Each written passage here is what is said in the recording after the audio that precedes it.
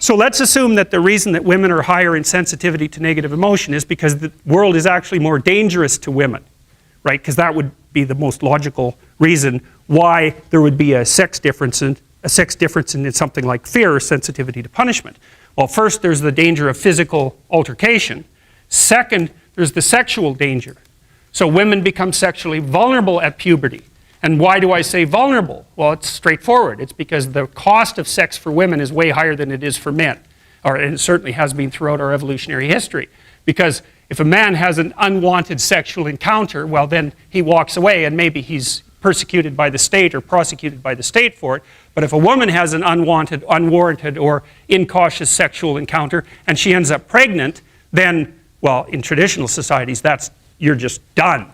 And even in modern societies that are rich like ours, I don't have to go into that. It's big trouble. No matter what you do about it, it's big trouble. So being more nervous about that makes perfect sense. But then here's the last thing. And I think that women's nervous systems are not adapted to women. I think women's nervous systems are adapted to the mother-infant dyad. And because you are not the same creature when you have an infant. Not at all. You're way more vulnerable. And it's partly because you have to express the vulnerability of the infant and you also have to care for it, right? So you think about an infant, especially under 9 months. So let's say, how are you going to be wired up if you're going to optimally care for an infant under 9 months? And I'm saying under 9 months because women generally do the bulk of childcare for infants who are under 9 months old. And part of the reason for that, there's a whole host of reasons, but part of the reasons for that, obviously, is that they breastfeed. But imagine what you need to be wired up biologically in order to care for an infant. First of all, they're very demanding, right? Because they're completely helpless. And they're demanding 24 hours a day. And it's quite a emotional load.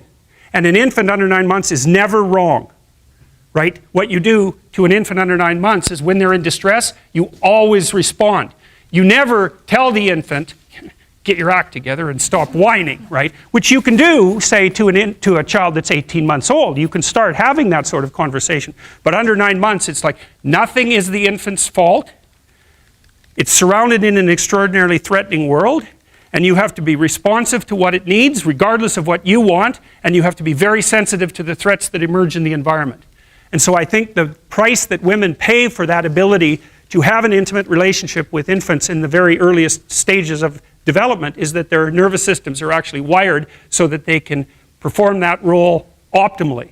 And the disadvantage to that is that having a temperament like that doesn't work that well when you're dealing with adult men, especially when you're dealing with them in a business environment, because it's not the same thing.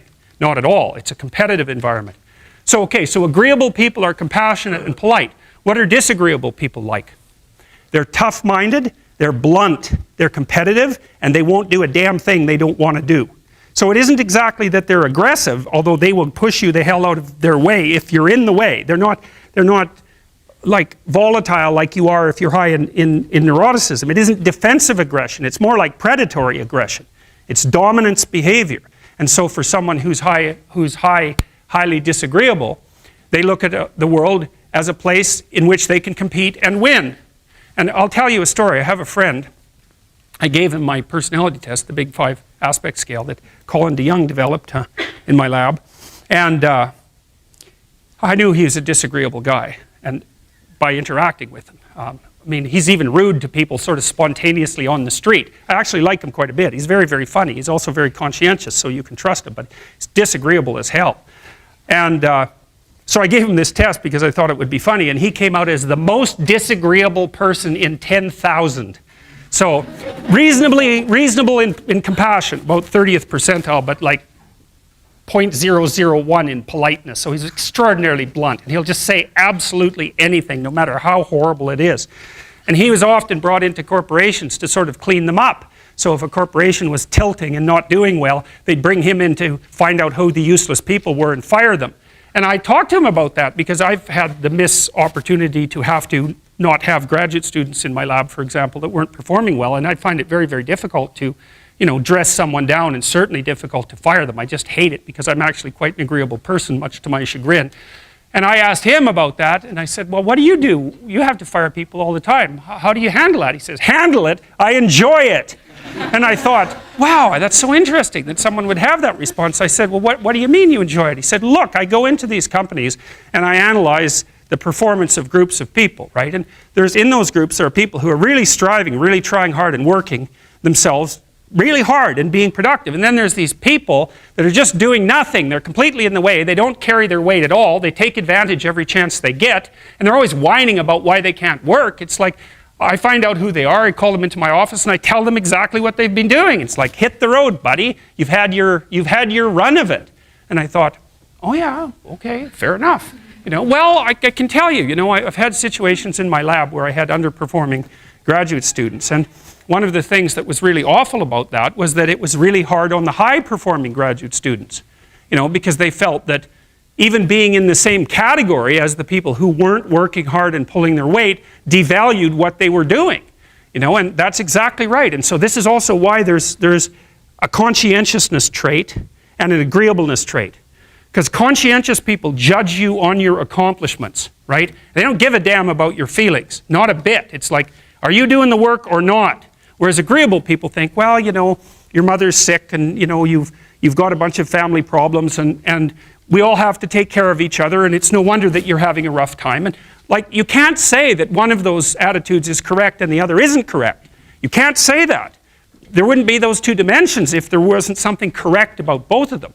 But you can certainly point out that often they conflict, and so the demand for inclusiveness and unity and care and the demand for high-level performance in a hierarchical structure, they're very different orientations in the world.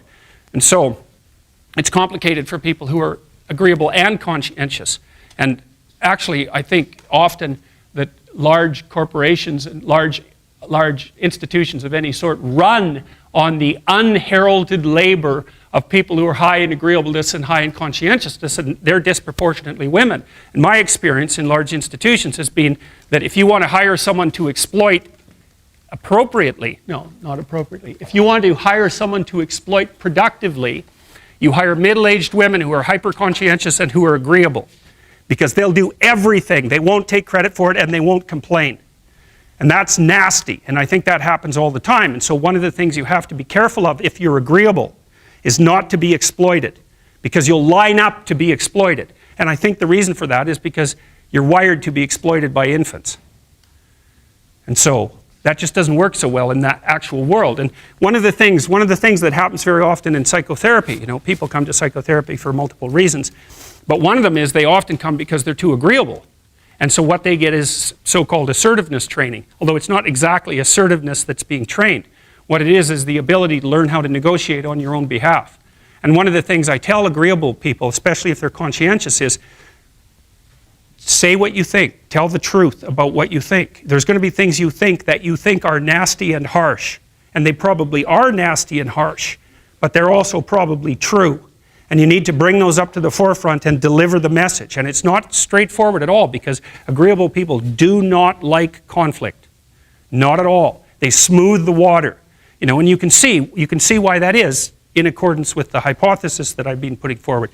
You don't want conflict around infants. It's too damn dangerous. You don't want fights to break out. You don't want anything to disturb the relative peace.